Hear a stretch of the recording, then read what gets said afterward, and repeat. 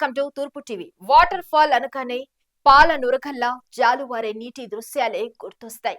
కానీ అల్లూరు జిల్లాలోని కొత్తపల్లి జలపాతం ఎలా ఉగ్రరూపం దాల్చిందో చూడండి. వాయుగుండం ప్రభావంతో జిల్లాలో కురుస్తున్న కుండపోత వర్షాలతో ఈ వాటర్ ఫాల్ వరద పోటెత్తింది. దీంతో పర్యాటకులు సందర్శనకు రావద్దని పోలీసులు హెచ్చరికలు జారీ చేశారు. వరద తగ్గుముఖం పట్టిన తరువాతే అనుమతిస్తామని తెలిపారు.